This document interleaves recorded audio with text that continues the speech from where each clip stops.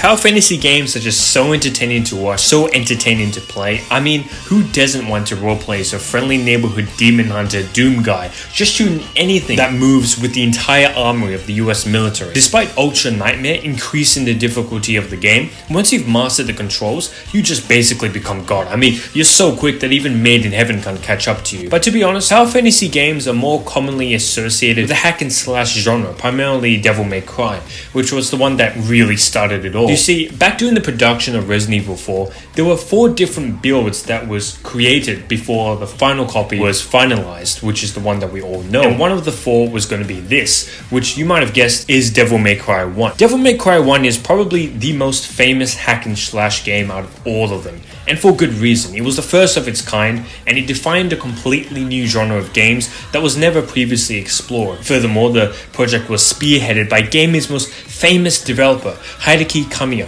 who had to completely shift the entire story of the game, as well as change up his enemies and bosses from their Resident Evil concept art to the whole new Devil May Cry shit. When Resident Evil from 1 to 3 honed in on careful gameplay by limiting resources and deliberately fucking with the player's controls, Devil May Cry just drove off the cliff completely, and instead it just honed in on fast-paced gameplay with a strong emphasis on combat and exploration. Combat can be leveled up by owning red orbs, which are obtained by defeating enemies in the most stylish of ways imaginable. The main character, Dante, is a demon hunter with supernatural abilities and a devil-may-care attitude. Basically, he's cool. And it was this character trait that would be shamelessly stolen by RE4 3 years later. Devil May Cry was a critical and commercial success and a staple of the action genre. But do you know what should have been a critical and commercial success? Bayonetta is Kamiya's magnum opus, and it's just as good, if not better, than the first Devil May Cry. I swear, mom, this is not Kuma bait.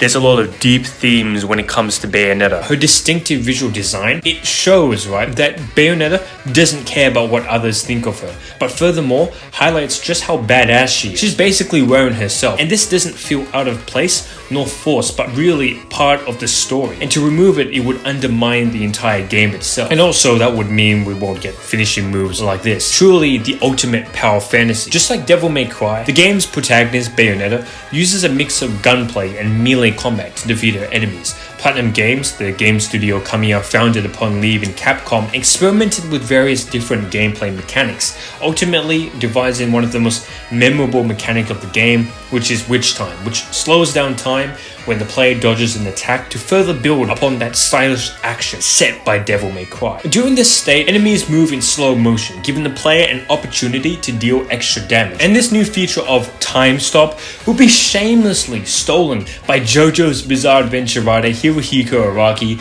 and game director Eiji Anomura for his new Zelda game, Breath of the Wild and Tears of the Kingdom. I think the biggest feature of Bayonetta 1 is its extensive combo moveset. The game's combat is just so complex. If you were to write this down, it would take up 3 volumes. But once mastered, this enables the player to create their own unique combinations of melee attacks, gunplay, magic attacks. The more combos that are chained together with varying types of attacks, the more the player is rewarded. And if you're cracked, you can achieve a platinum statue. But if you're like me, who's in touch with humanity, you get stone statues for days. Bayonetta 1 stands upon the shoulders of giants. It is the combination of Kamiya's experience in game design as well as love for games itself. But can it match nanomachines? Considered the RE6 of the Metal Gear Solid franchise, I consider it a masterpiece of a game. You play as everyone's lovable cyborg ninja Raiden as he battles terrorists, another cyborg ninja, Cyberpunk 2077, a United States senator. I mean, the game doesn't make any sense at all, but yet makes sense at the same time. Whether you love it or you hate it, although I'm not really sure why you hate art, it is extremely quotable. It has a ton of memorable cutscenes. But what's the quotes and the cutscenes